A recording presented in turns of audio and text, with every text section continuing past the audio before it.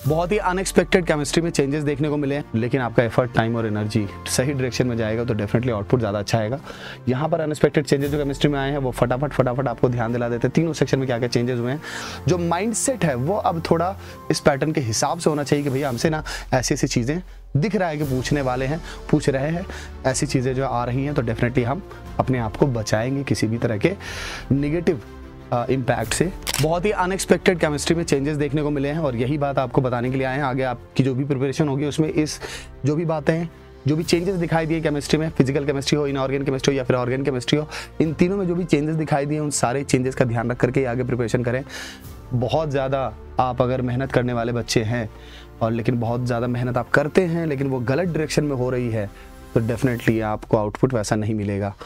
तो अपने आउटपुट का प्लीज़ आपको केयर तो करना ही है। देखिए आपके कंट्रोल में आपका इनपुट है, जो भी आप एफर्ट डालते हैं वो आपका इनपुट है, लेकिन आपका एफर्ट, टाइम और एनर्जी सही डायरेक्शन में जाएगा तो डेफिनेटली आउटपुट ज़्यादा अच्छा आएगा।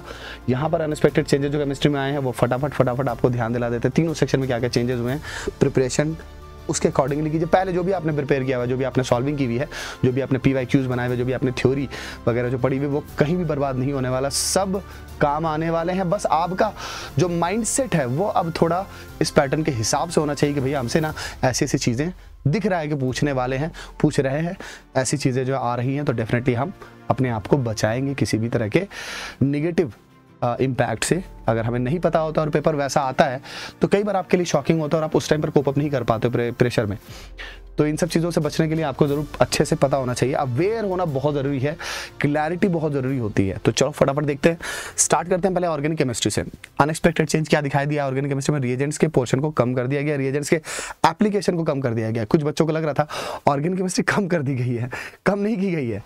ऑर्गेनिक केमिस्ट्री से शायद जो रेशियो रहता है 1/3 वाला वही मेंटेन करने की कोशिश की गई। एक आध क्वेश्चन शायद कम हो गया क्योंकि 24 क्वेश्चन बच्चों ने शेयर किए मुझसे, उसमें से मुझको दिख गया है कि हाँ 7-8 तो ऑर्गेनिक केमिस्ट्री के थे। जो सबसे बड़ा जो चेंज है वो ये है कि रिएजेंट और नेम रिएक्शन के क्वेश्चन डायरेक्टली कम कर दिए गए।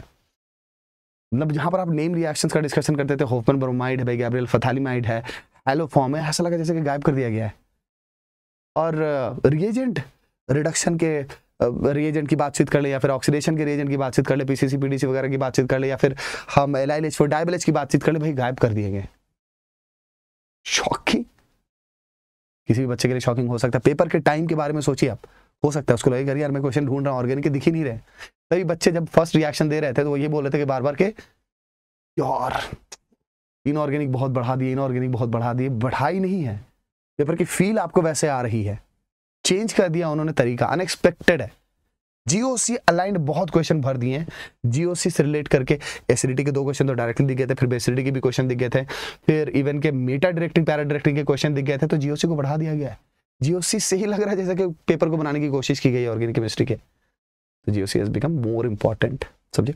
चलिए, coming to unexpected change in inorganic chemistry. जैसा मैंने बताया कि बच्चे को लग रहा था कि इनऑर्गेनिक केमिस्ट्री जो भर दी गई है, इनऑर्गेनिक केमिस्ट्री भरी नहीं गई थी, बट जनरल इनऑर्गेनिक केमिस्ट्री जो है वो दिख रही थी ज्यादा। ऑर्गेनिक केमिस्ट्री के रिएजेंट नेम रिएक्शन कम दिख रहे थे तो फील हुआ इनऑर्गेनिक बहुत बढ़ गई है। 1-2 क्वेश्चन रिलेटिवली सच में ज्यादा आए होंगे क्योंकि हमारे पास अभी सारे के सारे क्वेश्चन नहीं है।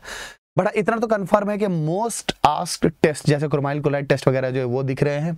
डेटा टेबल जैसे बोरोन वगैरह के जो मेल्टिंग पॉइंट, बॉइलिंग पॉइंट जो बताते भी आए हैं आपको हमेशा, पेपर आपके उन्हीं लेक्चर से है, उन्हीं लास्ट मिनट रिवीजन से है और उन्हीं कंप्लीट ऑर्गेनिक केमिस्ट्री यानी ऑर्गेनिक केमिस्ट्री के लेक्चर से जो आपने देखा हुआ है।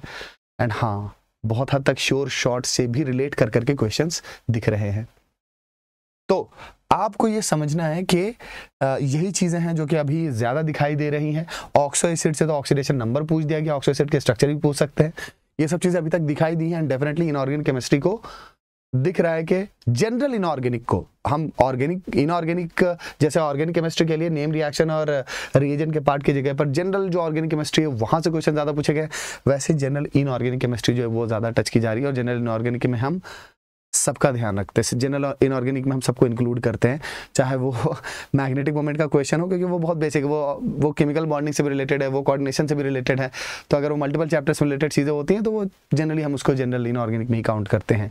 कॉन्फ़िगरेशन रिलेटेड चीज़ें पूछी गई अगर है तो जनरल इनऑर्गेनिक है। कॉन्फ़िगरेशन रिलेटेड चीज़ें पूछी गई हैं और इवन के डायरेक्ट एफ ब्लॉक के कॉन्फ़िगरेशन पूछ दिए गए हैं। नियोडाइमियम का आई थिंक पूछा गया है और सब डायरेक्ट क्वेश्चन है। और ये सारे क्वेश्चंस के ऊपर पहले भी हमने पॉइंट आउट करवाया हुआ है। बट अभी अगर रिलेटिव बातचीत करें तो इनऑर्गेनिक केमिस्ट्री का जो पोर्शन है वो ज़्यादा वैसे ही है जैसे कि ऑर्गेनिक केमिस्ट्री से जनरल चीज़ें पूछी गई हैं, बहुत स्पेसिफिक चीज़ें कम देखने को मिली हैं। तो ओवरऑल ऑर्गेनिक और इनऑर्गेनिक के लिए हम क्या बोल सकते हैं, जनरल ऑर्गेनिक, जनरल इनऑर्गेनिक, ये चीज़ें ज़्यादा है। देन बात करते हैं फिजिकल केमिस्ट्री की, कैलकुलेशन आसान कर दिया गया है, बल्ले बल्ले आप तो बहुत खुश होंगे। एंड थ्योरेटिकल क्वेश्चन ज़्यादा पूछने की कोशिश की गई है, फिजिकल केमिस्ट्री को भी एक तरह से लाइट कर दिया गया है, लेकिन ये अभी तक की चीज़ है। देखते हैं आगे कि आगे की शिफ्ट्स में क्या दिखाई देता है, आपको अपडेट करते रहेंगे और उसके अकॉर्डिंगली आप अपनी प्रिपरेशन करते रहेंगे। लेकिन आपसे क्वेश्चन है, क्या आपको ये बात, इस बात का रियलाइजेशन है, जितने बच्चों ने एग्जाम दे दिया वो बताएंगे, क्या रियलाइजेशन है आपको कि आप फर्स्ट अटेम्प्ट तक अपने पोटेंशियल पर काम नहीं कर पाए? एंड डेफिनेटली जो एक्सपीरियंस है आपका, हमारा, इन सब का यूज करके अपनी गलतियों पर काम करके अपने पोटेंशियल को आप अनलॉक कर सकते हो और सेकंड अटेम्प्ट में अच्छा कर सकते हैं। तो इसीलिए आपका एक प्रॉपर बैच में रहना जरूरी है, जहां पर कि आप प्रॉपर डिसिप्लिन में रह सके, प्रॉपरली कोर्स को कंप्लीट कर सके, रिवीजन कर सके। आपको एक अच्छा टाइम मिला हुआ है तो आप प्लानिंग अच्छा कर सके, उसके अकॉर्डिंगली आप रिवीजन कर सके, उसके अकॉर्डिंगली टेस्ट दे सके। ज्यादा समय हमारे साथ बिताएं।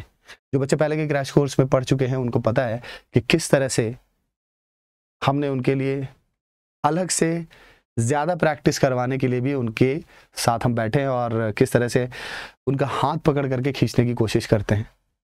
और ज़्यादा एनर्जी के साथ हम खुद लगने वाले हैं इस बार, और ज़्यादा डेडिकेटेड टेलीग्राम चैनल लगाने वाले हैं, और ज़्यादा स्ट्रॉन्ग गाइडेंस लेकर के चलने वाले हैं।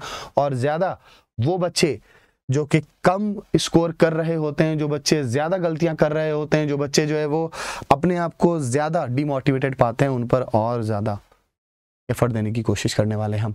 एंड गेम ये अल्टीमेट क्रैश कोर्स बैच है जिसको पूरी तरह से अफोर्डेबल बनाने की कोशिश की गई है।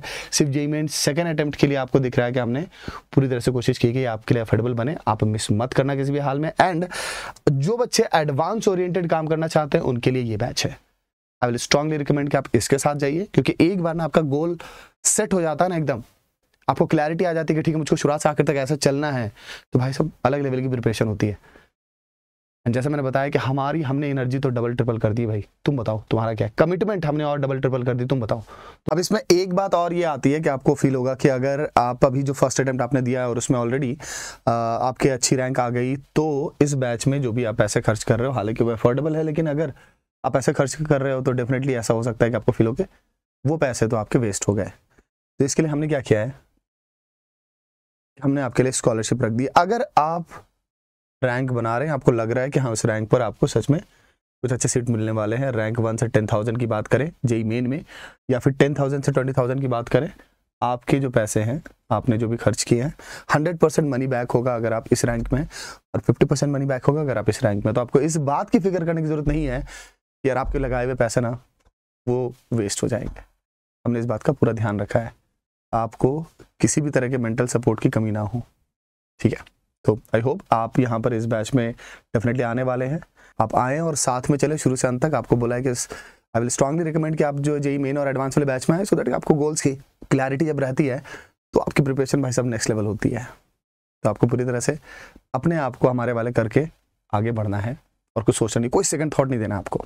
All the best, take care, ढेर सारे प्यार और ढेर सारी दुआएं।